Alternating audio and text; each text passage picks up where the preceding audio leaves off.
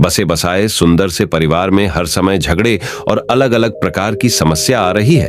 इसका कोई आसान उपाय चाहिए, ऐसा ही सवाल एक व्यक्ति ने एक दिन गौतम बुद्ध से पूछा। व्यक्ति बोला, है महात्मा, मेरी बुद्धि काम नहीं कर रही। क्यों मेरे साथ ही हर समय ऐसा होता है? मेरे घर पे हर दिन किसी न किसी बात को लेकर झगड़े होते रहते हैं और उन झगड़ों को सुलझाने में मैं असमर्थ साबित हो रहा हूं। कृपा कर इस समस्या का कोई हल बताए। बुद्ध उस व्यक्ति से बोले, चलो आज तुम्हें मैं 2 कहानियां सुनाता हूं, जिस कहानियों से तुम्हें अपनी समस्या का हल तुरंत मिले। दोस्तों, कहानी को शुरू करने से पहले वीडियो को लाइक जरूर कर दें। पहली कहानी कुछ इस प्रकार है। एक समय की बात है, एक गांव में सास बहू रहती थी।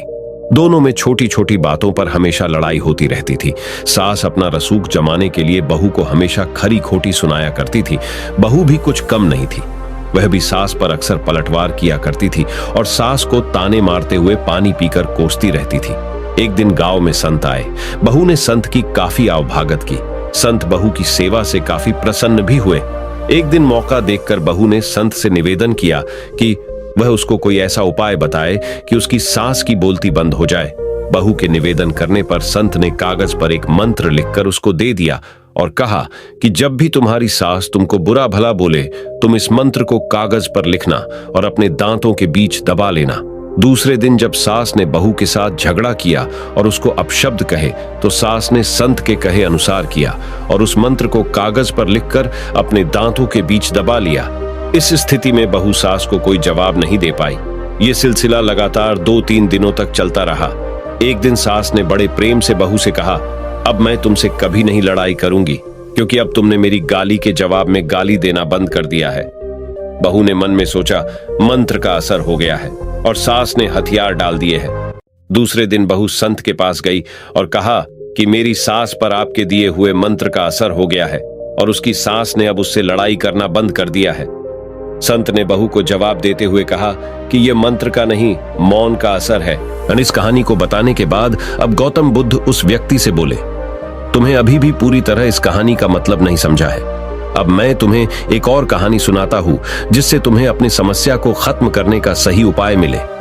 दूसरी कहानी को गौतम बुद्ध कुछ इस प्रकार शुरू करते हैं। बुद्ध बोले, एक गांव में मेरा बहुत बड़ा आश्रम था। वहां पर एक प्रसिद्ध बौद्ध गुरु रहते थे। वहां पर उनका एक शिष्य बहुत ही ज्यादा बोलता था। वह हर समय इधर उधर की बातें करता था। जब वह दान लेने के लिए जाता तो हर घर से एक नई कहानी लेकर आता और आश्रम के दूसरे शिष्य को सुनाता था। एक शिष्य की दूसरे से बुराई करता, चुगली करता और दूसरों के सामने अच्छा बनने का प्रयास करता। खुद के मुंह से ही खुद की ही तारीफ करता रहता और हमेशा खुद को गुरु के सामने सबसे बुद्धिमान और उत्तम साबित करने का प्रयास करता। वह खुद को सभी शिष्यों से अलग और श्रेष्ठ मानता था। उसका कहना था कि मैं एक अमीर घर का बालक हूं।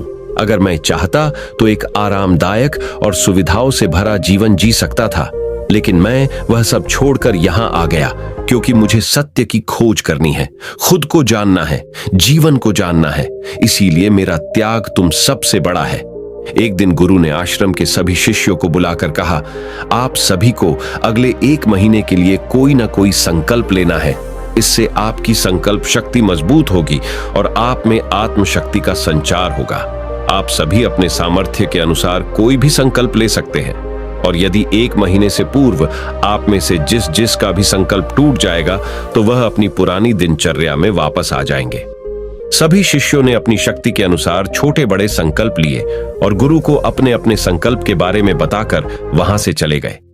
लेकिन वह शिष्य जो खुद को सबसे अलग और बड़ा दिखाना चाहता था, वह सीधे गुरु की कुटिया में पहुंच गया और बोला, मैं कोई छोटा मोटा संकल्प नहीं लेना चाहता, बल्कि खुद के ही जैसे एक बड़ा और महान संकल्प लेना चाहता हूं। कृपया आप ही बताएं, मुझे क्या संकल्प लेना चाहिए। उसकी यह बात सुनकर गुरु मुस्कुराए और बोले, क्या तुम मेरे द्वारा दिए गए संकल्प को पूरा कर पाओगे? क्या तुम्हारे लिए उसे पूरा करना संभव होगा? शायद नहीं, वह तुम्हारे लिए संभव नहीं है। तुम उसे पूरा नहीं कर पाओगे, इसीलिए तुम खुद ही कोई संकल्प ढूंढो। शिष्य ने कहा, नहीं गुरुदेव, आप जो भी संकल्प मुझे देंगे मैं जरूर उसे पूरा करूंगा। गुरु ने कहा, ठीक है, तो तुम अगले 1 महीने तक चुप रहोगे, मुंह से एक शब्द भी नहीं निकालोगे, यही तुम्हारा संकल्प है। शिष्य ने कहा, गुरुदेव, यह भी कोई संकल्प है? यह तो बहुत ही आसान है। 1 महीने तक चुप ही रहना है।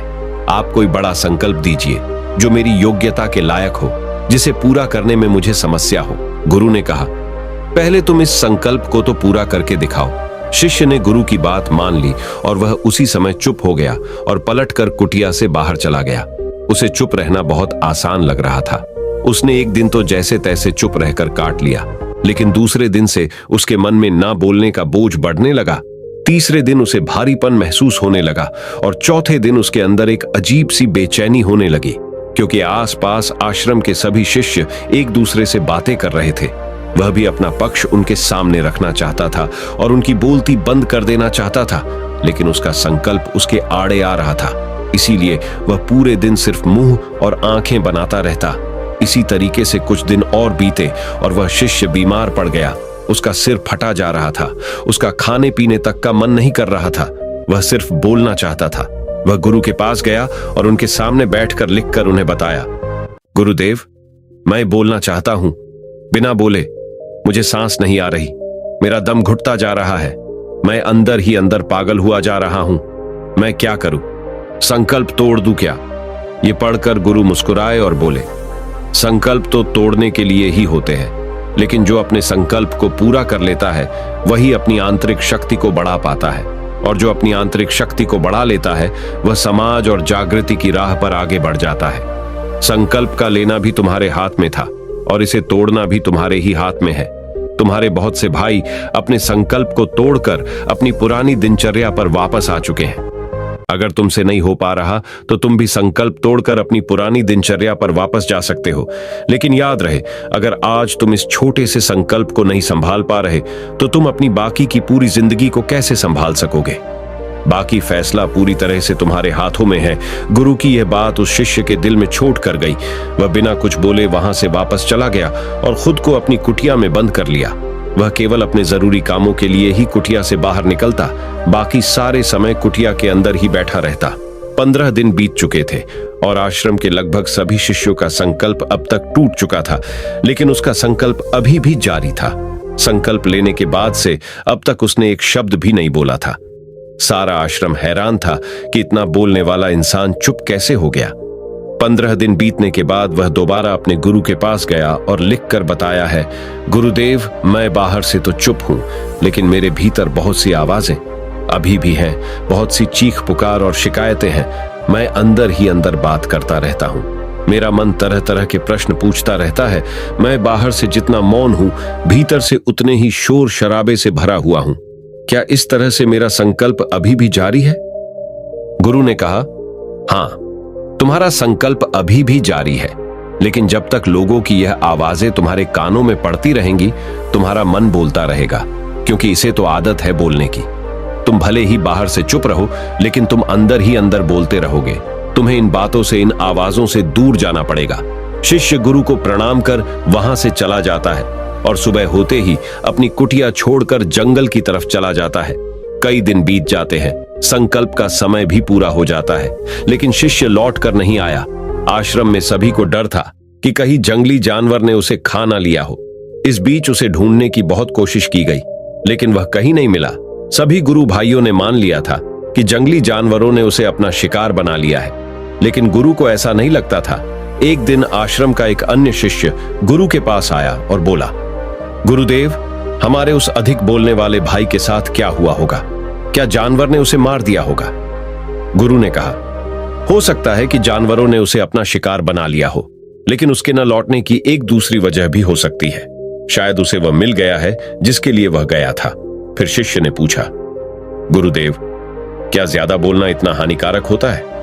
गुरु ने कहा, इंसान के जीवन के बहुत सारे दुखों में से एक दुख यह भी है कि वह कभी चुप नहीं रह सकता, हमेशा कुछ ना कुछ बोलता ही रहता है। सिर्फ हमारे बोलने के कारण हमारे आधे से ज्यादा दुख पैदा होते हैं। परिवार के अधिकतर झगड़ों की वजह हमारा बेमतलब बोलना ही होता है। हम में से कोई भी चुप नहीं रहना चाहता, हम बस सामने वाले को सुना देना चाहते हैं।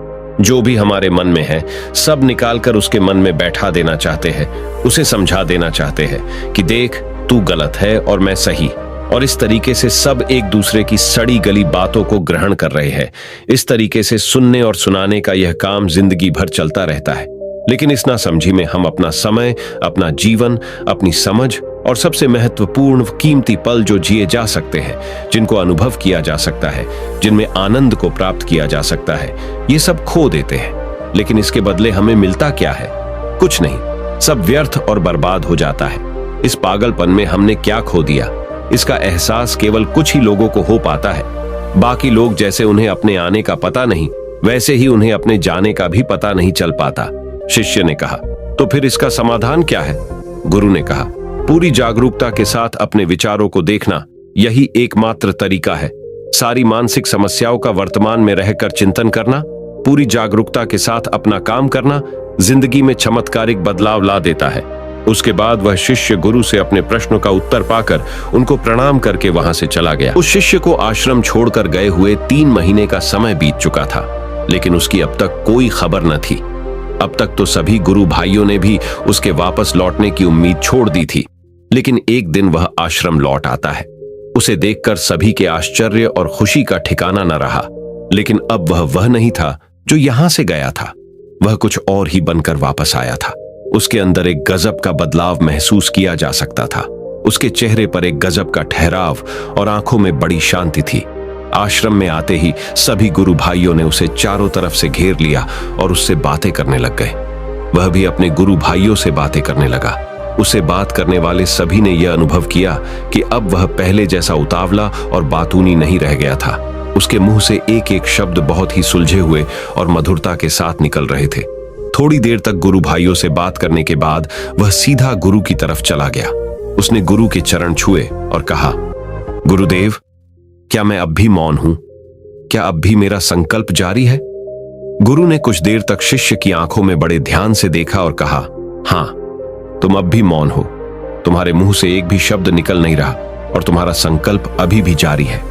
शिष्य ने कहा, गुरुदेव, जब मैं आश्रम से गया तो मैं मुंह से तो चुप था, लेकिन मेरे अंदर बहुत सी आवाजें थी, मन में बहुत से प्रश्न थे और वह बंद नहीं हो रहे थे। तो मैं जंगल में चला गया, इस उम्मीद से कि वहां मुझे शांति मिलेगी और मेरे मन की बकबक कम हो जाएगी। लेकिन मैं जितना एकांत में जाता गया, मेरे अंदर की आवाज उतनी ही तेज होती गई। मेरे भीतर की पुरानी से पुरानी आवाज मुझे सुनाई देने लगी। तब जाकर मैंने महसूस किया कि मैं कितना गलत कर रहा था। जब मैं अपने परिवार वालों, दोस्तों को और गुरु भाइयों को बुरा भला कहता था, तो उस समय मुझे लगता था कि मैं सही कह रहा हूं। जब मैं गुरु भाइयों की एक दूसरे से चुगली करता था और उनका मजाक बनाता, तब भी मुझे यही लगता था कि मैं उनसे बेहतर हूं और मैं सही कर रहा हूं। लेकिन उस दिन मैंने पहली बार महसूस किया कि मैं कितना गलत बोलता था। काफी दिनों तक ये आवाजें, ये शिकायतें मेरे अंदर चलती रहीं, लेकिन धीरे धीरे करके एक दिन ये सारी आवाजें मेरे अंदर से समाप्त हो गईं। अब मैं भीतर से भी मौन हो गया। उस घने जंगल में बाहर से कोई बोलने वाला था नहीं और भीतर कोई आवाज बची ही नहीं थी। और मैं उस दिन पहली बार मौन का सही अर्थ समझा। मेरे चारों तरफ बहुत ही शांति थी। हालांकि अभी भी कुछ आवाजें आ रही थी जो पहले भी आती थी, लेकिन मैं उन्हें सुन नहीं पाता था। पर अब वह सभी आवाजें मुझे स्पष्ट रूप से सुनाई दे रही थी। हवा के चलने की आवाज, चिड़ियों के चहकने की आवाज और पानी के बहने की आवाज, ये सभी आवाजें मैंने पहली बार पूरे होशपूर्वक सुनी। अपने चारों तरफ इतनी शांति मैंने पहले कभी महसूस नहीं की थी। तो इस शांति को भंग करने के लिए मैंने पहली बार अपने मुंह से कोई शब्द निकाला। मैं चिल्लाया, हे ईश्वर, ये कैसी शांति है? सभी कुछ इतना शांत क्यों है? ऐसा क्या हो गया? लेकिन मेरे चिल्लाने के बाद भी शांति भंग नहीं हुई। सब कुछ पहले जितना ही शांत था, बाहर भी और भीतर भी। हे गुरुदेव, मैंने अपने गुरु भाइयों से बात की, मैंने आपसे बात की। मैं बोल रहा हूं, मैं चल रहा हूं, मैं सब कुछ देख रहा हूं, लेकिन मैं अपने भीतर एकदम एकांत में हूं, मौन में हूं, भीड़ में होता हूं, तब भी भीतर से अकेला एकांत में होता हूं। जब मैं खुद में भी शोर करना चाहता हूं, तब भी एकांत में ही होता हूं। अब सब दिखाई पड़ने लगा है, सब सुनाई पड़ने लगा है। गुरु ने कहा, जब तक हम बाहर की तरफ बोलते रहेंगे, भीतर अशांति ही रहेगी। लेकिन जिस दिन हम भीतर की तरफ मुड़ जाएंगे, तब हमारे मुंह से कुछ भी निकलेगा, हम शांत ही रहेंगे। दुनिया में जितनी भी बुराइयां हैं, ज्यादातर हमारे बोलने से ही उत्पन्न होती है, क्योंकि हम चुप रहना नहीं चाहते। ऐसे ही समाज में लोगों का जीवन दुखों से भर जाता है, जो हमेशा एक दूसरे को सुनाने में लगे रहते हैं। कभी एक दूसरे को सुनना नहीं चाहते, समझना नहीं चाहते, और चुप रहना तो उन्होंने कभी सीखा ही नहीं। क्योंकि चुप रहना उन्हें छोटा महसूस करवाता है। गौतम बुद्ध उस व्यक्ति से बोले, तुम्हारी समस्या यह है कि तुम चुप रहना नहीं जानते। दुनिया की सभी लड़ाइयों का कारण हमारा बोलना ही है, इसलिए हमें सिर्फ उतना ही बोलना चाहिए जितना जरूरी हो, क्योंकि व्यर्थ का बोलना ऊर्जा को नष्ट करना है, और ये बोलना ही हमें कभी अपने भीतर की ओर लौटने नहीं देता, क्योंकि ये हमें बाहर की ओर खींच कर रखता है, और बाहर है ही क्या इस संसार के अलावा। लेकिन अगर अपने भीतर के संसार की ओर मोड़ना है तो इस मुंह को बंद ही रखना चाहिए। इसीलिए जितने भी बुद्ध हुए, आत्मज्ञानी हुए, वह सभी एकांत की ओर भागे, ताकि उन्हें ज्यादा न बोलना पड़े, ज्यादा सुनना न पड़े। वह एकांत में रहे और शांत रहे, इसलिए आसानी से भीतर की यात्रा कर पाए। लेकिन अगर कोई चाहे तो इस संसार में रहकर भी एकांत में रह सकता है, शांत रह सकता है, लेकिन इसके लिए उन्हें अपनी ऊर्जा बचानी होगी, जिसे वह अब तक अपने व्यर्थ के शब्दों में बर्बाद कर रहे थे। दोस्तों, इस कहानी की सीख यही है कि व्यर्थ का बोलना ऊर्जा को नष्ट करना है। ज्यादा और व्यर्थ बोलना ही हमें अपने भीतर की ओर लौटने नहीं देता, क्योंकि यह हमें बाहर की ओर झुकाए रखता है।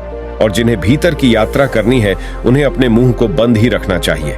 मनुष्य की प्रवृत्ति ऐसी है कि वह अपने मन में चल रही बातों को दूसरों को सुनाना चाहता है, और दूसरा भी आपके साथ ठीक वही काम करता है। ये बातें किसी अन्य या तीसरे व्यक्ति से संबंधित हो तो सुनने सुनाने का काम और भी दिलचस्पी से होता है। आप फिर जब कभी भी बैठते हैं तो इन्हीं बातों को फिर से दोहराया जाएगा, और फिर से इन्हीं बातों पर विचार करेंगे। ये सुनने सुनाने का माहौल जीवन भर चलता रहता है, और इस तरह से आप खो देते हैं अपना समय, अपना जीवन, अपनी सोच समझ और वो कीमती पल जिसमें अच्छे से जिया जा सकता है और जिसमें आनंद को प्राप्त किया जा सकता है। इसलिए इस सुनने सुनाने के माहौल से बाहर निकलें। आप जितनी भूख उतना भोजन खाते हैं, और जितनी जरूरत उतना ही कार्य करते हैं। लेकिन क्या आपने इस बारे में कभी सोचा है कि आप कितना बोलते हैं? क्या आप उतना ही बोलते हैं जितनी आवश्यकता है, या अनावश्यक ही सारे दिन बोलते हैं? इस बारे में कभी अकेले बैठकर जरूर सोचिए कि आज आपने दिन भर में कितना बोला, क्या बोला, और सबसे जरूर कि क्यों बोला।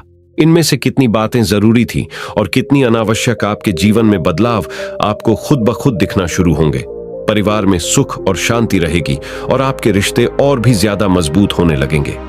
दोस्तों, अगर आपको इस कहानी से सीखने मिला हो तो हमारे चैनल को सब्सक्राइब जरूर कर देना, और अपने दोस्तों के साथ या अपने परिवार के साथ इस वीडियो को शेयर करके उन्हें भी कम बोलने का फायदा दिखाइए। धन्यवाद। नमो बुद्धाय।